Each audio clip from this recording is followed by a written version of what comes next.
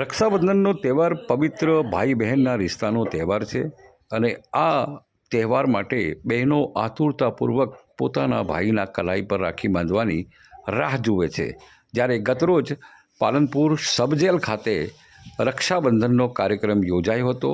મોટી સંખ્યામાં બહેનોએ કેદી ભાઈઓને રાખી બાંધી હતી। જ્યારે આ પ્રસંગે ખૂબ જ કરુણ દ્રશ્યો સર્જાયા હતા।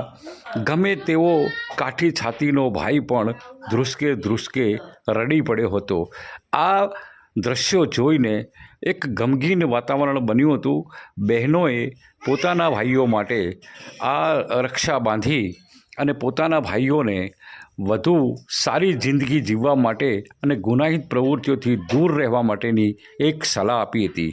પાલનપુર ખાતે સબજેલમાં મોટી સંખ્યામાં બહેનો ઉપસ્થિત રહી હતી।